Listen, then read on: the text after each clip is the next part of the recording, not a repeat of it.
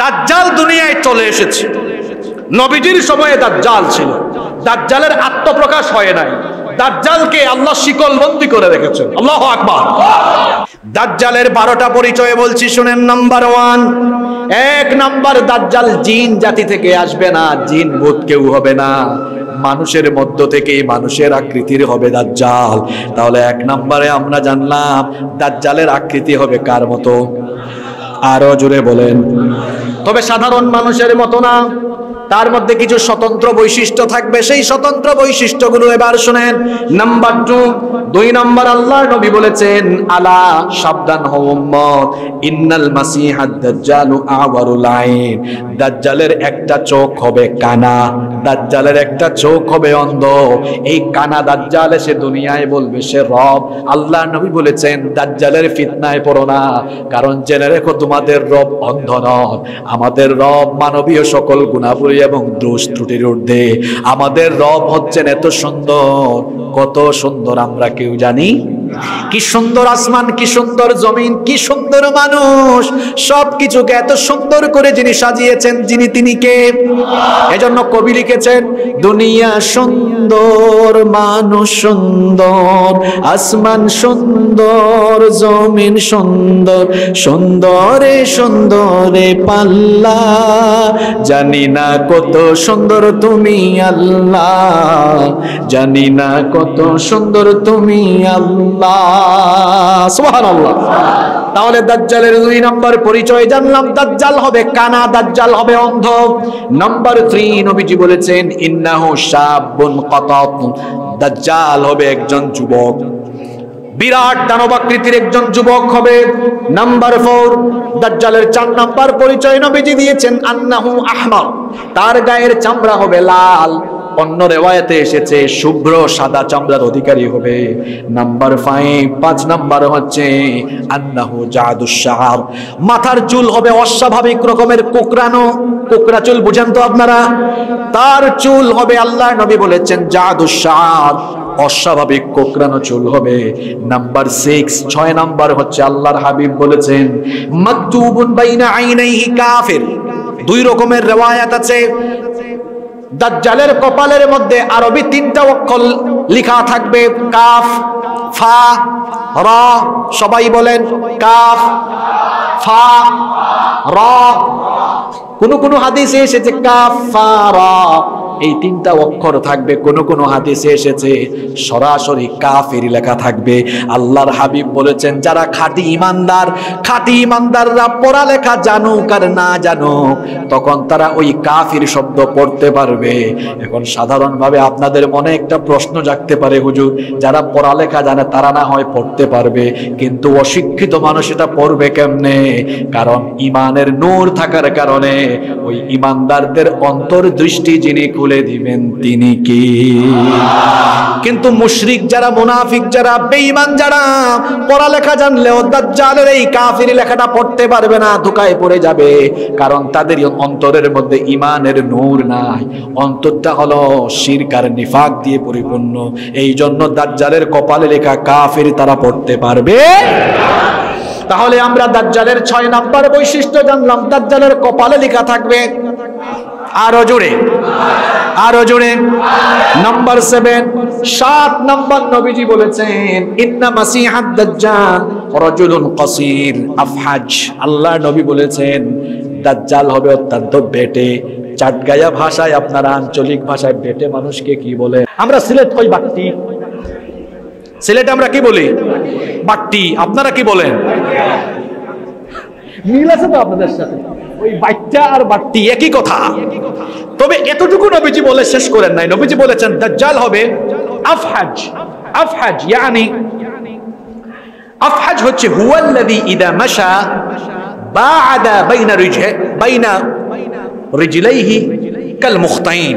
নবীজি বলেছেন, খতনা করার পরে, খতনা বুঝেন তো আপনারা? খতনা করার পরে ছেলেরা কিভাবে হাঁটে দেখছেন আপনারা? 2 পা। আপনারা আঞ্চলিক ভাষাটাকে কি বলেন? দাজ্জাল এরকম সেগাইয়া সেগাইয়া হাঁটবে। এই বর্ণনা 1500 বছর আগে দিয়েছেন মুহাম্মদ সাল্লাল্লাহু। এই যে দেখেন সভাপতি সাহেব, যুবকরা হাঁটতেছে, দাজ্জালকে অনুসরণ করে অনেক যুবককে রাস্তায় দেখা যায় এরকম দুই পা ছড়ায়া ছড়ায়া হাঁটে, আসে না নাই? খবরদার আমার ভাইয়েরা, দুনিয়ায় কেমনে চলবেন? আল্লাহ বলেছেন ওয়া ইবাদুর রহমানিল্লাযীনা ইয়ামশুনা আলাল আরদি হাওনা। আল্লাহ বলেছেন নম্রভাবে বিচরণ করো, ভদ্রভাবে চলো, দুনিয়াতে সুন্দরভাবে চলো, অহংকারের বসে চলাফেরা করো না, দুই পা দুই দিকে ছড়ায়া হেঁটো না। আল্লাহ তাআলা কি সুন্দর শিখালেন, দুনিয়াতে হাঁটো নম্রভাবে, মুমিনের মতো। একজন মুমিন সব সময় উত্তম স্বভাব নিজের মধ্যে প্র্যাকটিস করবে। এজন্য আমার যুবক তরুণ যারা আছেন, যুবক ভাইদেরকে বলবো, রাস্তাঘাটে আমরা ভদ্র ছেলের মতো হাঁটবো ইনশাআল্লাহ। অনেক ছেলে আছে রাস্তার মধ্যে হাঁটে আর শীষ বাজায়, ইতরের মতো মেয়েদেরকে ডিস্টার্ব করে, রাস্তার মধ্যে হাফ প্যান্ট পরে হাঁটে। এইরকম যুবক আছে না নাই? যারা হাফ প্যান্ট পরে হাঁটে এরা হলো দাজ্জালের অনুসারী। কারণ নবীজির অনুসারী কোনো উম্মত হাফ প্যান্ট পরে রাস্তায় কখনো হাঁটতে পারে? কারণ নবীজির উম্মত যে, সে তো তার পায়ের নিচে, হাঁটুর নিচে তার কাপড় নেবে, সতর ঢাকবে। সতর ঢাকা হলো নফল, সতর ঢাকা হলো, আরো জোরে বলেন, ফরজ। এই সতরটা ঢাকতে হবে। তার পাশাপাশি আবার সতর ঢাকতে গিয়া কাপড় নামাতে টাকনোর নিচে নামানো যাবে। কিছু কিছু ছেলে আছে, তারা দেখা যায় প্যান্ট নামাতে তাদের ক্যাটস জুতার নিচে নামায়া দেয়। এই রকম আছে না নাই? খবরদার আমার ভাইয়েরা, টাকনুর নিচে কাপড় পরিধান করা হলো হারাম, টাকনুর নিচে কাপড় পরিধান করা হলো। আল্লাহর হাবিব বলেছেন, ওই ব্যক্তির সাথে কিয়ামতের দিন আল্লাহ কথা বলবেন না, তার দিকে আল্লাহ তাকাবেন না, তাকে আল্লাহ পবিত্র করবেন না, তাকে আল্লাহ জাহান্নামের আগুন থেকেও মুক্তি দিবেন না। আল্লাহর নবী মোট 4টা কথা বললেন। যুবক তরুণ ভাইয়েরা মন দিয়ে কথাগুলা শুনেন। আল্লাহর নবী বলেছেন, ওই লোকটার দিকে কিয়ামতের দিন আল্লাহ তাকাবেন না, তার সঙ্গে আল্লাহ কথা বলবেন না, তাকে আল্লাহ পবিত্র করবেন না, তাকে আল্লাহ জাহান্নাম থেকে রেহাইও দিবেন না। সাহাবীরা বললেন, ওগো আল্লাহর নবী, আপনি কার কথা বলছেন? নবীজি বললেন, আমার যে উম্মত টাকনুর নিচে কাপড় ঝোলাইয়া হাঁটে। আমরা আল্লাহর নবীর শাফায়াত চাই কি চাই না? এজন্য যুবক ভাইয়েরা, টাকনুর উপরে লুঙ্গি আর প্যান্ট পরো। কই হুজুর আনস্মার্ট যদি লাগে? দেশে বিদেশে ঘুরলাম আমরা তো হুজুর, আমাদের জুব্বা হচ্ছে টাকনুর উপরে, পায়জামাও টাকনুর উপরে। কেউ কোনোদিন বলে নাই আনস্মার্ট লাগছে। বরং নবীজির সুন্নাত যারা মানে তারাই হচ্ছে দুনিয়ার সবচেয়ে স্মার্ট, ঠিক কি না? সুতরাং যুবক ভাইদেরকে বলবো, আল্লাহর রাসূলকে ভালোবাসো, আল্লাহর রাসূলকে অনুসরণ করো। নবীজিকে অনুসরণ করা ভালোবাসার মধ্যেই আল্লাহর রহমত আছে, আল্লাহর জান্নাত আছে না নাই? এজন্য আমার জাতীয় কবি কত সুন্দর লিখেছেন, আল্লাহকে পেতে চাও, কি সুন্দর লিখেছেন। আল্লাহকে যে পাইতে চায় হযরতকে ভালোবেসে, আল্লাহকে যে পাইতে চায় হযরতকে ভালোবেসে, আরশ কুরসি লৌহ কলম না চাহিতে পেয়েছে সে। আল্লাহু আকবার। অনুসরণ করব একজনকে, তিনি হচ্ছেন আমাদের আদর্শ মুহাম্মদুর রাসূলুল্লাহ সাল্লাল্লাহু। কোন জায়গায় ছিলাম মনে আছে তো? দাজ্জাল কিভাবে জানি হাঁটবে? এই আপনারা যা কোন আপনাদের ভাষায়, কোনো অসুবিধা? খুব সুন্দর আপনাদের ভাষা, বাংলা ভাষা। এই চট্টগ্রামে এসে আহত না নিহত? আপনারা যেটা বলেন অসুবিধা নেই। নাম্বার 8, দাজ্জালের 8 নম্বর পরিচয় হলো, আল্লাহর নবী বলেছেন, ইন্না মাসিহাদ দাজ্জাল লা ইউলাদু লাহু। দাজ্জালের কোনো সন্তানাদি থাকবে না, দাজ্জাল হবে নির্বংশ, তার কোনো সন্তানাদি দুনিয়ায় থাকবে না। নাম্বার 9 নম্বর হচ্ছে, আল্লাহর নবী বলেছেন দাজ্জাল হবে দানব আকৃতির বিশাল এক মানব। আমাদের মতো ছোটখাটো হবে না, বেটে হলেও শরীরটা হবে অস্বাভাবিক, দেখতে একটু দানব লাগবে। নাম্বার 10 নম্বর হচ্ছে, আল্লাহর হাবিব বলেছেন দাজ্জাল হবে একটু বক্র, যেটাকে আমরা আঞ্চলিক ভাষায় বলি গাউরা, ঘাড় তেরা। দাজ্জাল হবে এরকম গাউরা আর ঘাড় তেরা। নাম্বার 11 নাম্বার হচ্ছে আল্লাহর হাবিব বলেছেন আজলাল জাবহা, দাজ্জালের এই ললাট, এই কপাল, এটা হবে অস্বাভাবিক প্রশস্ত। নাম্বার 12 এবং সর্বশেষ হলো আল্লাহর হাবিব বলেছেন দাজ্জালের কাঁধ এবং গলা, এটা হবে অস্বাভাবিক রকমের প্রশস্ত চওড়া। এই হচ্ছে দাজ্জালের 12টা পরিচয়। এবার প্রশ্ন হলো হুজুর দাজ্জাল এখন কোথায়, সে কি জন্মগ্রহণ করেছে? দাজ্জাল আল্লাহর নবীর জামানায় ছিল। দাজ্জাল এই যে পিছনেররা তাকান তাকান, কথা শুনে রেখো, দাজ্জাল দুনিয়ায় চলে এসেছে।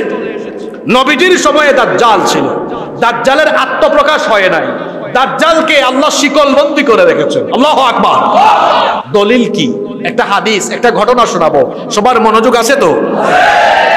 এই হাদিসের বর্ণনাকারী একজন মহিলা সাহাবী, তার নাম হচ্ছে ফাতিমা বিনতে কাইস রাদিয়াল্লাহু আনহা। তিনি বলছেন ফজরের আজান হয়ে গেল, ফজরের আজানের ধ্বনিতে আমার ঘুম ভাঙলো, আমি ওযু করলাম, ওযু করে আমি আল্লাহর নবীর ইমামতিতে নামাজ আদায়ের জন্য নবীজির মসজিদে গেলাম। সুবহানাল্লাহ। মসজিদে নববীতে আমি নবীজির ইমামতিতে নামাজ আদায়ের জন্য গেলাম। পুরুষদের কাতারের পরে হচ্ছে নারীদের কাতার, আর নারীদের কাতারে সামনের কাতারে আমি সেদিন নামাজে দাঁড়ালাম। আল্লাহর নবী নামাজের ইমামতি করলেন, সালাম ফিরাইয়া বললেন কে উঠবা না, তোমাদের সাথে কথা আছে। আল্লাহর নবী সবাইকে বসাইয়া দিলেন।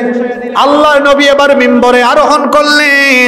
মিম্বরে আরোহণ করে সবার উদ্দেশ্যে বললেন সাহাবীরা শোনো শোনো, তামিমদারি এতদিন খ্রিস্টান ছিল, তামিমদারি আমার কাছে এসে ইসলাম গ্রহণ করেছে। আর তামিমদারি আমাকে এমন একটা ঘটনা শুনিয়েছে, যেই ঘটনা আমি যা তোমাদেরকে বলবো তার সাথে প্রায় সাদৃশ্যপূর্ণ। এই জন্য সেই ঘটনাটি আমি তোমাদেরকে শোনায়া তোমাদেরকে আমি সতর্ক করতে চাই। আপনাদের মনোযোগ আছে না চলে গেছে? নবীজি বললেন তামিমদারি ইসলাম গ্রহণ করেছে, আমাকে সে বলেছে লাখাম এবং জুজাম গোত্রের 30 জনের সাথে সে নৌ ভ্রমণে গিয়েছে। তারা 30 জন যখন নৌ ভ্রমণে গিয়েছে, তারা একটি জাহাজে আরোহণ করলো। বর্তমান জামানায় জাহাজগুলোতে ইঞ্জিন আছে, কিন্তু সেই জামানায় জাহাজে কোনো ইঞ্জিন ছিল পাল বেঁধে দেওয়া হতো। পাল বুঝেন তো আপনারা? এরপরে বাতাস আসলে পাল থাকার কারণে জাহাজ চলতে থাকতো। তারা যখন পাল বেঁধে দিলেন, তখন জাহাজ চলা আরম্ভ করলো। কিছু দূর যেতে না যেতেই তারা সামুদ্রিক ঝড়ের কবলে পড়ে গেলেন। সামুদ্রিক ঝড়ের কবলে পড়ে যাওয়ার কারণে সাগরের উত্তাল তরঙ্গমালায় তাদের জাহাজ হেলে দুলে এই দুর্যোগে তারা 1 মাস ব্যাপী সাগরের মধ্যে হারিয়ে গেলেন। 1 মাস পরে একটা অচিন দ্বীপে তারা অবতরণ করলেন। 1 মাস পরে সাগরের এক অচিন দ্বীপে সন্ধ্যার ঠিক আগ মুহূর্তে তাদের জাহাজ গিয়ে সেখানে অবতরণ করলো। তারা ওই অচিন দ্বীপে নামলেন। নামার পরে তারা হাঁটতে লাগলেন। কিছু দূর যেতে না যেতে একটা ভয়ঙ্কর রকমের প্রাণী তারা দেখলেন। ওই প্রাণীর এত বেশি লোম ছিল, লোম দিয়ে তার পুরো শরীর ঢাকা থাকার কারণে কোনটা তার শরীরের সামনের ভাগ, কোনটা তার পিছনের ভাগ সেটা বোঝা যাচ্ছিল না। তারা ভয় পেয়ে গিয়েছিল। জিজ্ঞেস করলো মান আনতা, তুমি কে? সে তখন বলল আনাল জাসসাসা, আমি হচ্ছি গুপ্তচর, গোয়েন্দা। তারা জিজ্ঞেস করলেন তুমি কার গোয়েন্দা? সে তখন বলল আমি কার গোয়েন্দা কিছুক্ষণ পর টের পাবা। সামনে আগাও, আগানোর পরে একটা ঘর দেখবা, ওই ঘরের মধ্যে ঢুকো, তারপরে আমি কার গোয়েন্দা সেটা ভালোভাবেই তোমরা টের পাবা। তারা এবার সামনে আগাতে লাগলেন। যেতে যেতে যেতে যেতে ওই ঘরের মধ্যে তারা ঢুকলেন।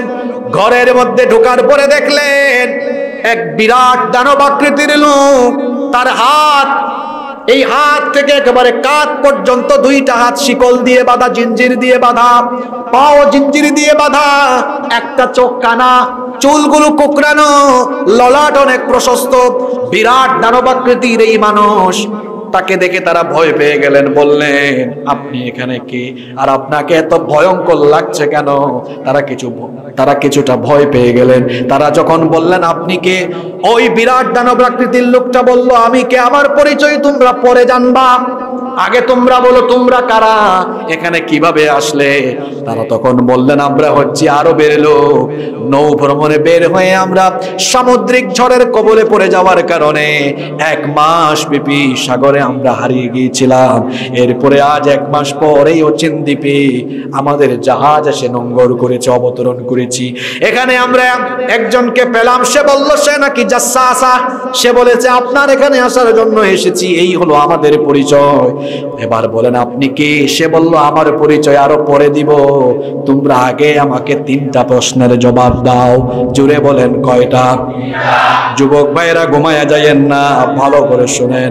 সে বলল আমার পরিচয় দিব পরে, আমার 3টা প্রশ্নের উত্তর দাও তোমরা আগে। তারা বললেন ঠিক আছে।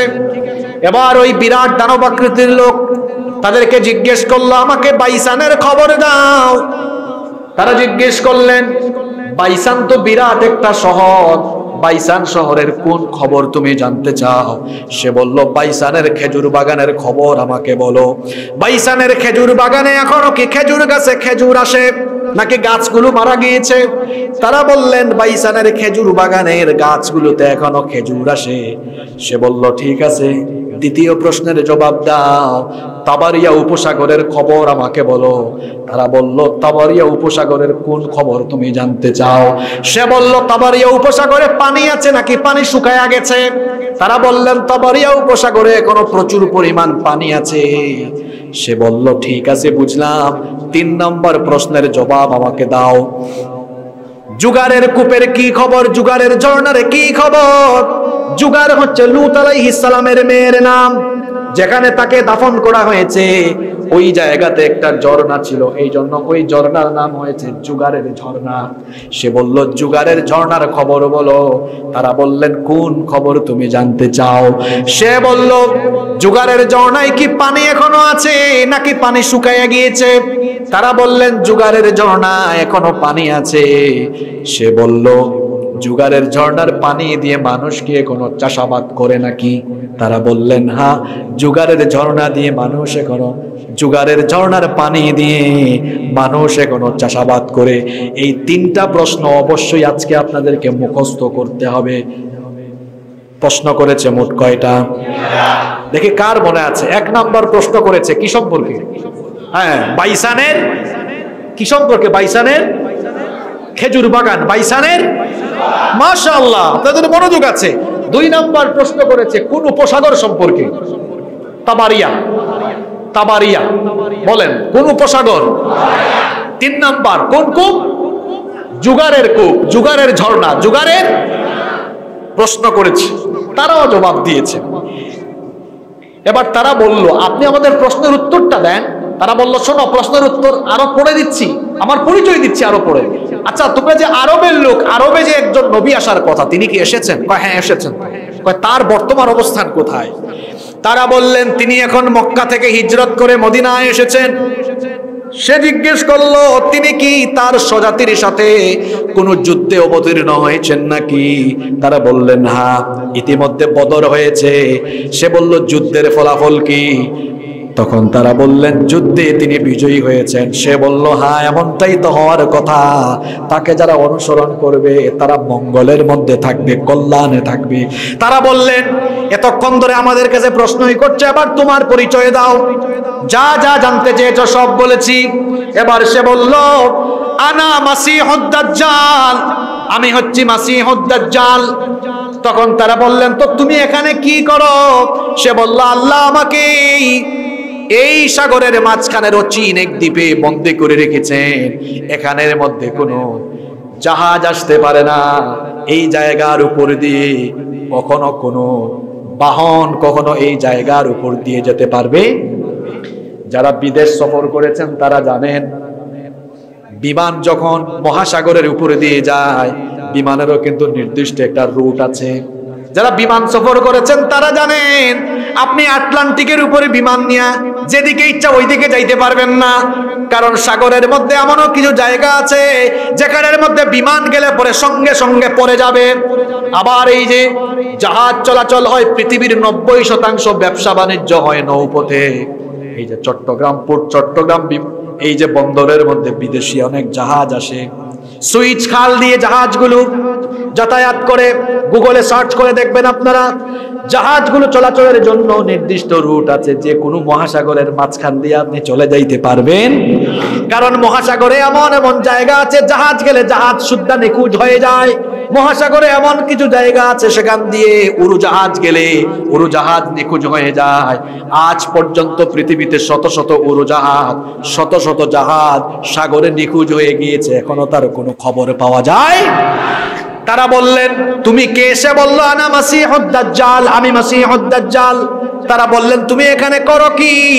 সে তখন বলল, এখানে তো কোনো মানুষ আসতে পারে না, তোমরা কেন এসেছো এটা আমি জানি না, হয়তো তোমাদের রব তিনি কোনো হিকমত করে এখানে পাঠাইয়াছেন, তবে এখানে কেউ আসার সুযোগ পায় না, আমি মাসিহুদ দাজ্জাল। তারা বললেন, তো তোমার হাত আর পা এইরকম বাঁধা কেন, শিকলবন্দি কেন?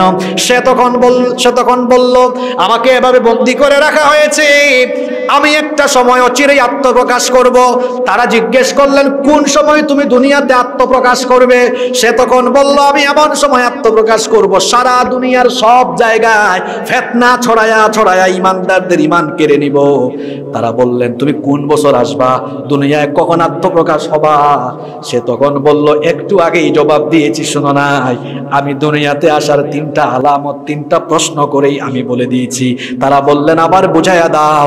দাজ্জাল বলল, তোমরা যে বলেছো বাইসানের খেজুর বাগানে এখনো খেজুর গাছে ফল আসে, অচিরেই একটা সময় আসবে ওই বাইসানের খেজুর গাছের, খেজুর বাগানের খেজুর গাছে যখন কোনো খেজুর আসবে না, বাইসানের খেজুর বাগানের যখন সবগুলো খেজুর গাছ মরে যাবে, তখন আমি দাজ্জাল পৃথিবীতে আত্মপ্রকাশ করে ফিতনা ছড়াবো। কয় নম্বর আলামত? এই যুবক ভাইরা কথা বলেন, কয় নম্বর? গুগলে যান, সার্চ করেন বাইসানের খেজুর বাগানে, বাইসানের মূল বাগানের মূল খেজুর গাছ একটাও নাই। এবং বাইসানকে বলছিলাম না আজকের ওয়াজ নিয়ে যাব ইসরায়েলে, আপনারা কি ঘুমায় গেছেন নাকি? বাইসান ছিল ফিলিস্তিনের অঞ্চল। ইসরায়েলের অসভ্য ইহুদিরা তাদের নেতা দাজ্জালকে তারা রিসিভ করার জন্য, ওয়েলকাম করার জন্য বাইসানকে দখল করে নিয়েছে, এবং বাইসানের খেজুর বাগানের খেজুর গাছ মরে গিয়েছে। মরক্কো থেকে কিছু খেজুর গাছ এনে তারা লাগিয়েছে। আমার কথার সত্যতা জানতে হলে গুগল দেখেন, ইউটিউব দেখেন, উইকিপিডিয়াতে তথ্য তালাশ করে দেখেন। ইহুদিরা, ইসরায়েলের ইহুদিরা বাইসানের খেজুর বাগান দখল করেছে। ওই খেজুর বাগানে মূল কোন খেজুর গাছ কোন দেশ থেকে এনেছে? জোরে বলেন, কোন দেশ থেকে? আজকে ওয়াজ শুনে বাড়িতে গিয়ে এগুলো মিলাইয়েন, যে হুজুর যেগুলা বলেছে এগুলো আন্দাজে বলে গেল নাকি ঠিকঠাক কথা বলে গেছে, মিলাবেন। সে বলল, বাইসানের খেজুর বাগানের খেজুর গাছ যখন শেষ হয়ে যাবে তখন আমার আত্মপ্রকাশ হবে। 2 নম্বরে বলেছিলাম তাবারিয়া উপসাগর। এই তাবারিয়া উপসাগরে তোমরা বলেছো এখনো পানি আছে, কিন্তু অচিরেই তাবারিয়া উপসাগরের সব পানি শুকায়া যাবে। যখন তাবারিয়া উপসাগরের পানি শুকায়া যাবে তখন আমি আত্মপ্রকাশ করব। এবার যুবক ভাইয়েরা শোনেন, এই তাবারিয়া উপসাগরকেও ইহুদিরা দখল করে ফেলেছে। গুগলে লিখবেন sea of Galilee, sea of Galilee দখল করে ফেলেছে, এবং 1 ফোঁটা পানি, 1 ফোঁটা পানি তারা ফিলিস্তিনিদেরকে দেয় না। পানিও আগের মতো নাই, শুকায়া যাচ্ছে। তার মানে দাজ্জাল আসার সময় আরো অনেক দূরে। কথা বলেন না কেন? 3 নাম্বার দাজ্জাল বলেছে জুগারের কূপের কি অবস্থা। তারা বলেছিলেন জুগারের কূপে এখনো পানি আছে। দাজ্জাল বলেছে অচিরেই জুগারের কূপের সব পানি শুকায় যাবে, জুগারের ঝর্ণায় কোনো পানি থাকবে না। জুগারের ঝর্ণায় যখন কোনো পানি থাকবে না তখন আমি চলে আসব। এই জুগার নামক ঝর্ণা যেখানে আছে সেইটাও কিন্তু ইসরায়েলের অসভ্য ইহুদিরা দখল করে, এবং ওই ঝর্ণার মধ্যে এখন 1 ফোঁটা পানি আর। তাহলে বলেন তো দাজ্জাল কি, দাজ্জাল আত্মপ্রকাশের সময় কি আর দেরি আছে নাকি?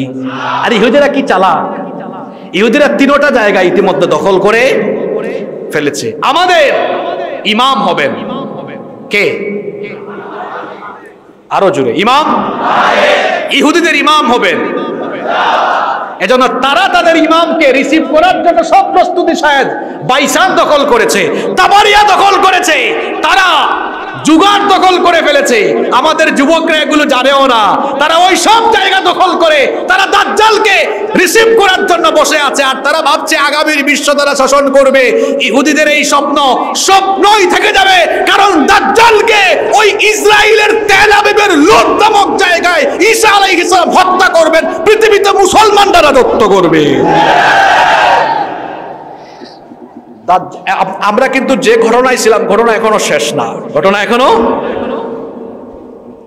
আল্লাহর নবী বললেন তামিম দারি এবং তার সাথে 30 জনকে দাজ্জাল তখন বলল, আমার একটা আফসোস আছে, আমার একটা কি আছে। তখন তারা বললেন, তোমার আবার কিসের আফসোস? সে বলল, আমি তামাম দুনিয়াতে যেতে পারবো, কিন্তু 2টা জায়গায় ঢুকে আমি কখনো মানুষের ঈমান কেড়ে নিতে পারবো। তারা বললেন, কোন 2টা জায়গায় তুমি ঢুকতে পারবে না?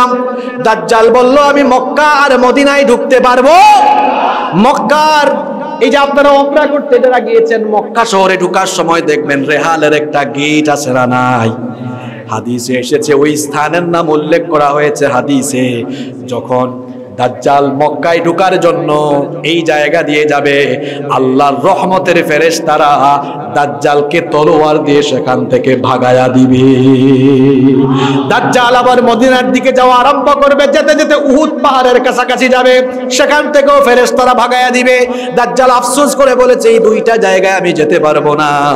আল্লাহর নবী যখন সাহাবীদেরকে এই দাজ্জালের ঘটনা শোনাচ্ছিলেন, হাতের মধ্যে লাঠি ছিল। জুড়ে বলেন, কি ছিল?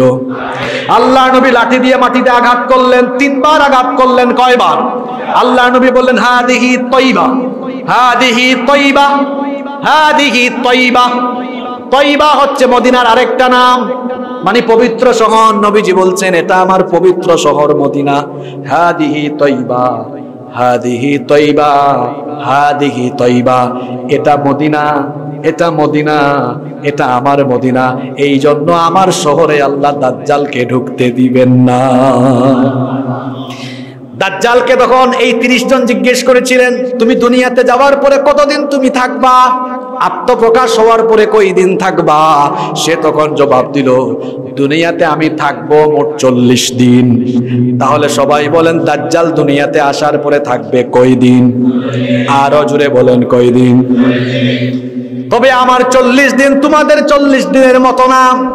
দাজ্জাল বলেছে, আমার প্রথম দিনটা হবে 1 বছরের সমান। প্রথম দিন হবে, আরো জোরে বলেন, দ্বিতীয় দিনটা হবে 1 মাসের সমান, তৃতীয় দিনটা হবে 1 সপ্তাহের সমান, বাদ বাকি 37 দিন স্বাভাবিক দিনের মতো থাকবে। সাহাবীরা তখন বললেন, ইয়া রাসূলুল্লাহ, সবাই আমার সঙ্গে পড়েন সাল্লাল্লাহু আলাইহি ওয়াসাল্লাম। দাজ্জালের প্রথম দিনটাই যদি হয় 1 বছরের লম্বা, 1 বছরের সমান যদি প্রথম দিনটা হয়, তাহলে আমরা নামাজগুলো কিভাবে আদায় করব? কারণ একদিনে তো নামাজ হলো 5 ওয়াক্ত, তো সারা বছরের সমান যদি একদিন হয়, কেমনে নামাজ পড়ব? নবীজি বললেন, আমার আখিরি উম্মতের কাছে খবর পৌঁছায়া দিও, যদি দাজ্জালের জামানা তারা পেয়ে যায়, দাজ্জালের প্রথম দিনে তারা যেন নামাজগুলোকে অনুমান করে করে আদায় করে, অর্থাৎ নামাজগুলোকে তারা হিসাব করে করে কিছুক্ষণ পর পর নামাজ আদায় করে অনুমান করে যেন নামাজ আদায় করে। সুবহানাল্লাহ। এইভাবে করে দাজ্জাল দুনিয়াতে ফিতনা ছড়াবে। কষ্ট হচ্ছে আপনাদের? এবার আসেন, প্রশ্ন হলো, দাজ্জাল যে ফিতনা ছড়াবে, ফিতনাগুলো কয় রকম হবে? আপনাদেরকে কষ্ট হচ্ছে? আমি কিন্তু শেষ দিকে চলে এসেছি, এখন আপনাদের মনোযোগী থাকা লাগবে। কষ্ট হচ্ছে বেশি? দাজ্জালের ফিতনাগুলো কি ধরনের হবে? হাদিস থেকে শুনেছি। আল্লাহ নবী বলেছেন, দাজ্জালকে আল্লাহ কিছু অলৌকিক ক্ষমতা দিবেন। তার 1 হাতে থাকবে জান্নাত, আরেক হাতে থাকবে জাহান্নাম। নবীজি বলেছেন, দাজ্জাল হলো ধোঁকাবাজ, দাজ্জাল হলো প্রতারক। সে যখন তোমাদেরকে জান্নাত দেখাবে, মনে করবা ওইটা হলো তোমাদের জন্য জাহান্নাম। দাজ্জাল যেটা জাহান্নাম দেখাবে, মনে করবা ওইটা তোমাদের জন্য। অর্থাৎ দাজ্জাল জান্নাত জাহান্নাম 2 হাতে নিয়ে বলবে, আমি তোমাদের রব, আমার উপর ঈমান আনো, ঈমান আনলে জান্নাতে যাবা, ঈমান না আনলে সুদাই আগুনে ফালায় দিব। আল্লাহর নবী বলেছেন, দাজ্জালের কাছে ঈমান বিক্রি করো না। জেনে বুঝে দাজ্জালের আগুনে যদি ঝাঁপ দাও, আগুনে ঝাঁপ দেওয়ার পরে দেখবা সেটা তোমার জন্য আল্লাহর জান্নাতের বাগান। নবীজি বলেছেন শুধু তাই নয়, দাজ্জালকে আল্লাহ আরো কিছু অলৌকিক ক্ষমতা দিবেন। তার দুই হাতে দুইটা নদী থাকবে। এক হাতে দেখা যাবে ওই নদীর পানি স্বচ্ছ মিষ্টি, আরেক হাতের দিকে দেখা যাবে ওই দিকের পানি পানি না আগুন। নবীজি বলেছেন যেটা আগুন দেখবা মনে করবা ওইটাই পানি, যেটা পানি দেখবা ওইটা মনে করবা আগুন। সুতরাং জেনে বুঝে দাজ্জালের আগুনের নদীতে ঝাঁপ দিও, ঈমান তার কাছে দিও না। ঈমান না দিয়ে দাজ্জালের আগুনের নদীতে ঝাঁপ দিলে দেখবা সেটা তোমার জন্য জান্নাতের নহর হয়ে যাবে। শুধু তাই নয়, দাজ্জালকে আল্লাহ আরো ক্ষমতা দিবেন। সারা দুনিয়া সে ঘুরে বেড়াবে, দুইটা জায়গা ছাড়া, মক্কা আর মদিনা। শুধু তাই নয়, আল্লাহ নবী বলেছেন দাজ্জাল এমন এলাকা দিয়ে যাবে, ওই এলাকায় দুর্ভিক্ষ চলবে। বলবে এই যে দেখো আমার উপর ঈমান আনো, আকাশকে বলবো বৃষ্টি হতে, বলবে বৃষ্টি নাজিল হও, বৃষ্টি নাজিল হবে। জমিনকে বলবে জমিন থেকে ফসল উদ্গত হও, জমিন থেকে ফসল উদ্গত হবে।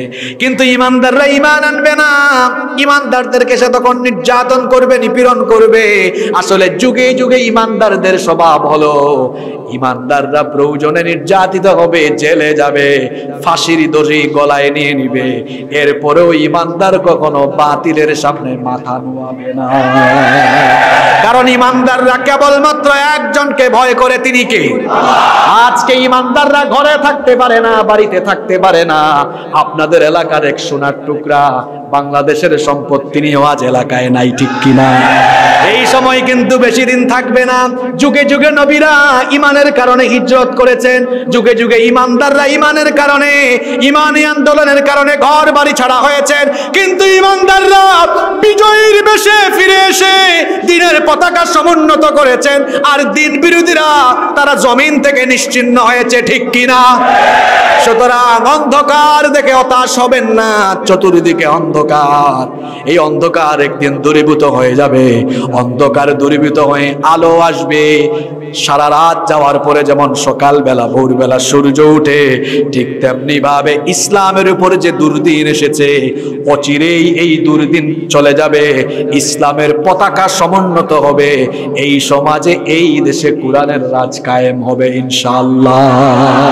আমরা সেই আন্দোলনে কারা কারা শামিল থাকবো? তো হাত তুলে আল্লাহকে দেখান।